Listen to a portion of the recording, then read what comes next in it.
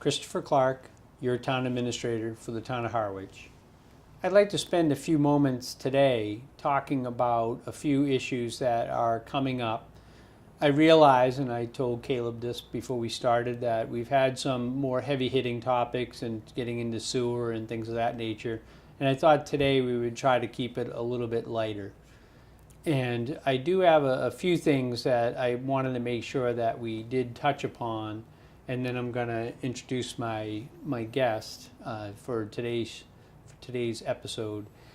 First thing is for folks that may have come into town hall and used town hall on Monday nights, or came by town hall on Friday afternoon and realized that the facility was closed, that the Board of Selectmen have asked me to negotiate, and we have been successful in the negotiations with two unions to have the hours of town hall changed. So town hall, effective on January 1st of 2019, so this coming New Year's, the town hall will go back to what we were a long time ago, of being open Monday through Friday from 8:30 in the morning to 4 in the afternoon. So that is a change that brings us more consistent with other town halls throughout the Cape, and the Board of Selectmen decided to make this move to accommodate the general public. For those folks that have frequented us on Monday evenings, we apologize if there's any inconvenience. And for those folks who have stopped by on Friday afternoon and found the facility closed, then you will be probably pleased by this change. So that change is coming. In terms of changes that are being made, we do have the departure of our Council on Aging director. She's only been on board for about a year. She came to us from the town of Orleans in the same capacity, and I think that what she saw in Harwich wasn't exactly what she was expecting, and she has decided to head back to Orleans. Last summer, I spent a portion of my summer being the Council on Aging director myself. So I guess we're going to have deja vu again, in which I will be the Council on Aging director. So with every departure that we have, we also do have some new beginnings. And I realized that we were focused on sewers and other topics, and I didn't get a chance to introduce that I do have, to my right, my new assistant town administrator, Evan Melillo. And I wanted to give Evan an opportunity to introduce himself to the community and to maybe cover a couple of small topics that he's been working on in the time that he's been here, and hopefully he can join us for more episodes as we move forward.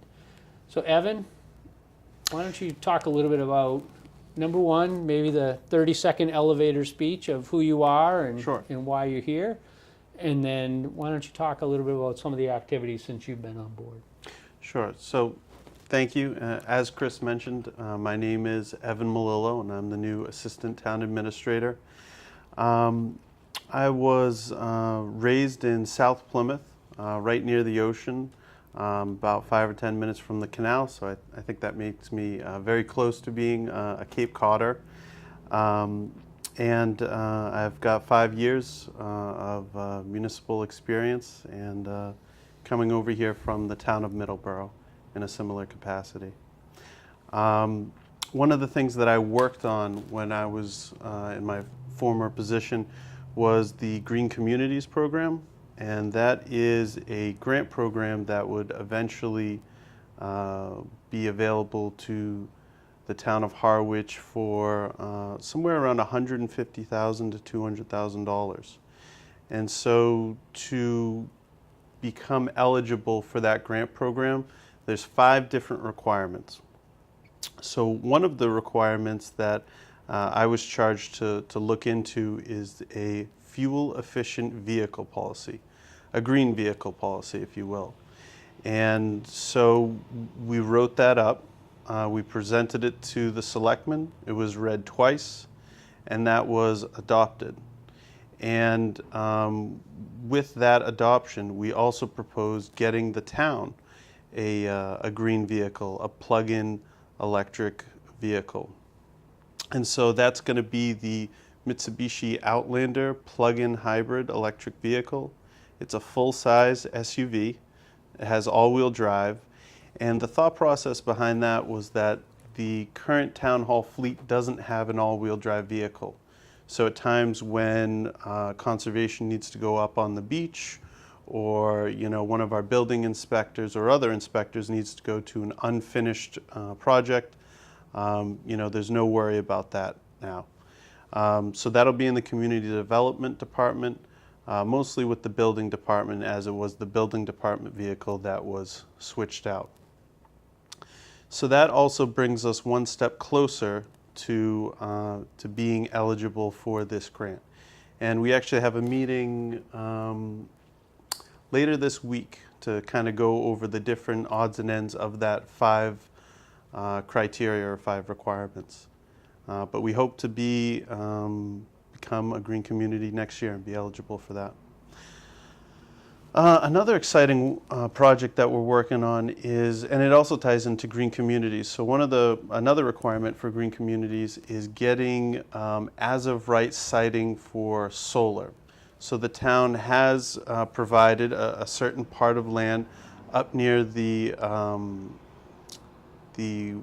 Landfill, up near the landfill, landfill, DPW. right? To be eligible for as of right siting for solar.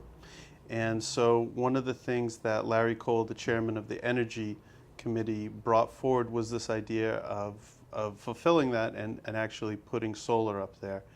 And so Liz Argo of CVEC, Cape and Vineyard Energy Collaborative, was also at the meeting, and he said that he had spoken to her about potentially having this a community solar program. I've also done a large-scale community solar program in one of my previous towns, so this sounds like something that could really work and could go forward here. So I've also got a meeting scheduled to look into that as well as a myriad of other programs that Excellent. we'll be working on. So as folks probably can see, we have Evan has kind of hit the ground running and is a newest member and welcome addition to the team. So I just wanted to give him a little opportunity, and maybe we'll have him do a few of these spots if I can't think of anything, or if no one writes to poor Caleb and give him ideas for what he wants to have or what people want to have us cover. But we should cross that bridge when we get to it. Just wanted to thank you again for your time and attention, and thank Caleb for your efforts to produce these videos. Thank you.